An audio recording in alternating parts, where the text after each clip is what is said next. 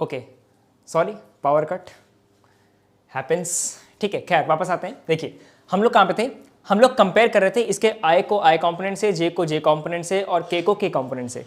ठीक है, अब देखो भाई, तो यहाँ पे कंपोनेंट से अगर आप इनको कंपेयर करोगे तो क्या दिख रहा है आपको कि x minus x1 is equal to lambda A, y minus y1 is equal to lambda B and z minus z1 is equal to lambda C. ठीक है, अब यहां पे देखो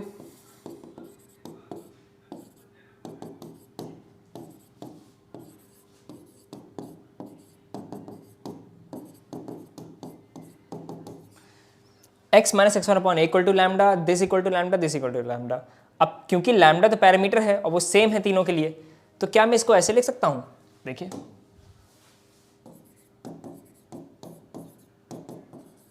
अब आपको कुछ ना कुछ याद आ रहा होगा, जब मैं प्लेन्स पढ़ा रहा था तो मैंने एक लाइन की इक्वेशन लिखी थी, वो कुछ इसी फॉर्म की थी,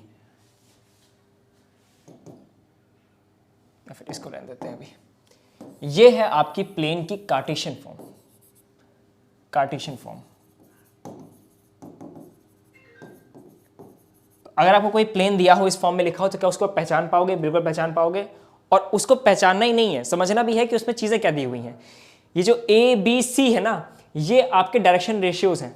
ठीक है, डी आर्स हैं आपके, ये आपके डी आर्स हैं। और जो ये आपके पॉइंट्स हैं, ये आपके क्या है? ये आपके कोऑर्डिनेट है उस पॉइंट के जिससे ये लाइन पास कर रही है। ठीक है, एग्जाम्पल देखिए, एग्जाम्पल लेते हैं जरा। ठीक है, और समझते हैं इस चीज को। एक पॉइंट है माइनस 1,2,0 और एक वेक्टर है आई कैप प्लस जे कैप माइनस के कैप, जिसके पैरेलल ये लाइन है। ठीक है, मतलब इस वेक्टर के लाइन पैरेलल है और ये पॉइंट है जिससे लाइन पास कर रही है। ठीक है, तो लिखते हैं भाई, तो हमारा r1 वेक्टर क्या हो जाएगा? वो हो जाएगा हमारा इस पॉइंट के कोऑर्डिनेट्स माइनस आई कैप प्लस 2j कैप, और जो हमारा m वेक्टर है इस लाइन का डायरेक्शन वेक्टर, डायरेक्शनल वेक्टर, वो तो ये है ही। ठीक है, तो यानी कि यहाँ से हमको a, b और c की वैल्यू मिल गई, a की 1, b की 1, c की -1। ठीक है, अरे ये a b c है क्या? ये a b c direction ratios हैं लाइन के। अब क्योंकि लाइन इस वेक्टर के पैरेलल है, जो इस वेक्टर के डायरेक्शन रेशियो होंगे वही इस लाइन के भी डायरेक्शन रेशियो होंगे। ठीक है, और ये क्या है? ये हमारे x1, y1 और z1 है जनाब। ठीक, तो खत्म भाई। तो यहाँ से लाइन की इक्वेशन क्या आ गई? x माइनस x1, x1 कितना है? -1, साइन का ध्यान रखिएगा, अपॉन a, a क्या है भाई? 1, equal to y minus y1 upon b, equal to z minus z1 upon c। तो इसको थोड़ा सा सुंदर लिखते हैं, सब सिंप्लीफाई करके, तो क्या आएगा हमारा? x plus 1 upon 1, x plus 1 is equal to y minus 2 is equal to minus z। ये हमारी इक्वेशन ऑफ लाइन आ गई।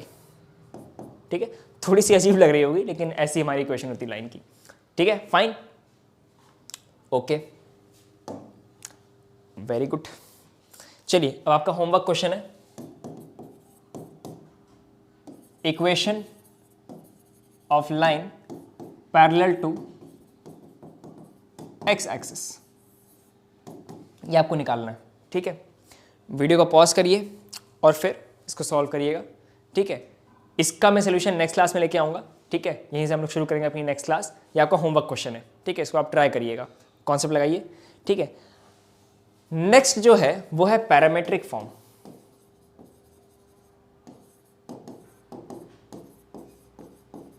Parametric form of line. अच्छा, ये क्या होती है? पैरामेट्रिक फॉर्म ऑफ लाइन क्या होती है भाई? अच्छा देखो, अभी हमने कार्टेशियन फॉर्म में क्या ऑब्टेन किया था? हमने ये ऑब्टेन किया था। ठीक है, अगर मैं देखूं तो यहां पे x, y और z क्या है? x, y और z, ये हमें किसके कोऑर्डिनेट्स दे रहे हैं? ये x, y, z हमको एक्चुअली में उस लाइन पर लाई करने वाले हर पॉइंट के कोऑर्डिनेट्स दे रहे हैं। जनरल कोऑर्डिनेट्स हैं ये x, y, z। ठीक है, तो यहां से अगर मैं x, y, z निकाल लूं तो x की वैल्यू कितनी आ रही है? इसको और इसको इक्वेट करने पर कितनी आ रही है, x1 प्लस ए लैम्डा, y कोऑर्डिनेट कितनी आ रही है, y1 प्लस बी लैम्डा, और और z की वैल्यू कितनी आ रही है, z1 प्लस सी लैम्डा। तो यहां से x, y और z क्या मिल गए हमको,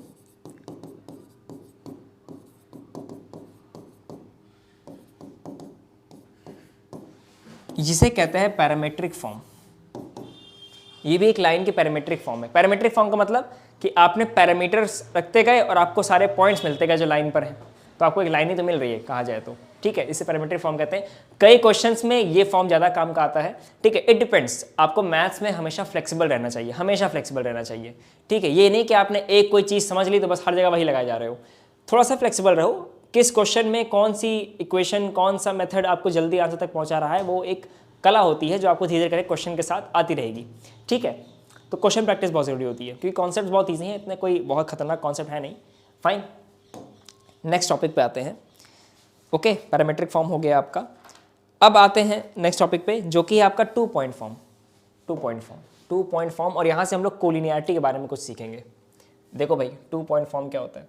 मान लो ये मेरे पास एक पॉइंट है ए, जिसके कोऑर्डिनेट्स हैं x1, y1, z1, और मेरे पास ये कोऑर्डिनेट एक पॉइंट है बी, x2, y2, z2। अब मुझे इन दोनों पॉइंट को ज्वाइन करने वाली जो लाइन है L, इसकी इक्वेशन निकालनी है। कैसे निकालूंगा, तो देखो भाई, लाइन की इक्वेशन निकालने के लिए हमको मिनिमम 2 चीज़ चाहिए। एक तो है पॉइंट जिससे लाइन पास करे, दूसरा डायरेक्शन। तो हमारे पास 2 पॉइंट आ गए हैं, तो वो एक कंडीशन तो फुलफिल हो ही गई कि हमको एक पॉइंट चाहिए था जिससे लाइन पास कर रही हो। दिक्कत है कि हमको डायरेक्शन कहाँ से मिले। तो ठीक है भाई, क्या दिक्कत है, अगर मैं ए बी वेक्टर निकाल लूँ, ए बी वेक्टर, ये वेक्टर निकाल लूँ ए बी वेक्टर, तो क्या यही मेरे लाइन के डीआर्स नहीं हो जाएंगे, हमको दे नहीं देगा? बिल्कुल दे देगा भाई।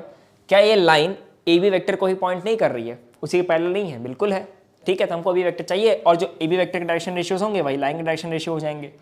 तो ए बी वेक्टर लिखना हमने आपको सिखाई दिया है, कैसे लिखेंगे, x2 minus x1 i cap plus y2 minus y1 j cap plus z2 minus z1 k cap. चलो भाई खत्म। ये आपका हो गया m वेक्टर, ये आपका हो गया, इसको आप मान लो a वेक्टर, किसी भी पॉइंट को इसको मान लो, इसको मान लो, फिर आपका बन गया पॉइंट। तो आपका लाइन की इक्वेशन क्या बन जाएगी, यहाँ से मैंने इस अगर पॉइंट को चूज किया, फिक्स पॉइंट अपना, अपॉन डायरेक्शन रेशियो। देखो ये डायरेक्शन रेशियोज हैं कि नहीं है लाइन के,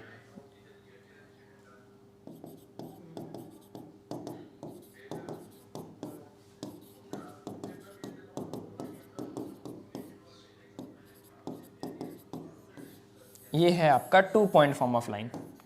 इसको नोट करिए फॉर्मूले को, 2 पॉइंट फॉर्म। तो अगर आपको 2 पॉइंट दिए हो, चुपचाप इस फॉर्मूले में रखिए और खत्म, आपकी लाइन की इक्वेशन आ गई, ठीक है। Fine, okay.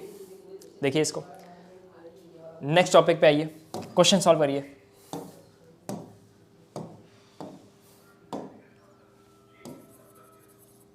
क्वेश्चन है आपका,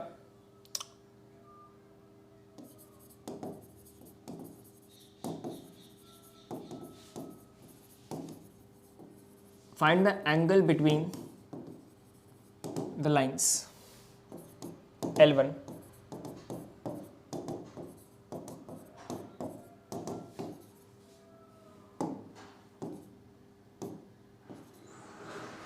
and L2।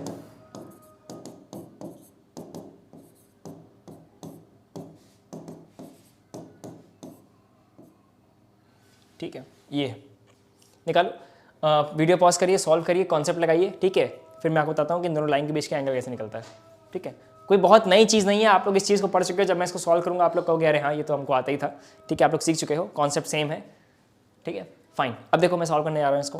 आई होप आपने वीडियो पॉज करके पहले खुद ट्राई किया होगा, बिकॉज अगर आप ऐसा नहीं कर रहे हो तो आप बहुत गलत राह पे जा रहे हो, ठीक है भाई। खैर देखो भाई, 2 लाइंस के बीच का जो एंगल होगा L1 L2, तो वो क्या उनके डायरेक्शन रेशियोज पे डिपेंड नहीं करेगा? मेरे कहने का मतलब क्या है कि मेरे पास 2 लाइंस हैं L1 L2, इनके बीच का अगर मेरे को एंगल निकालना है, इनके बीच का अगर मेरे को एंगल निकालना है थीटा, तो क्या ये एंगल वही एंगल नहीं होगा जो इन दोनों लाइंस के डायरेक्शन वेक्टर्स का होगा? बिल्कुल। और किसी लाइन के डायरेक्शनल वेक्टर्स हमें कैसे मिलते हैं? उस लाइन के डी आर्स देखकर, और लाइन के डी आर्स कहाँ लिखे होते हैं? नीचे, ए बी सी, उस फॉर्म से कंपेयर करिए इस चीज़ को, ठीक है। लेकिन यहाँ पे आप डायरेक्टली इसको ए बी सी मत मान लेना, बिकॉज पहले आपको इसको उस फॉर्म में चेंज भी करना पड़ेगा।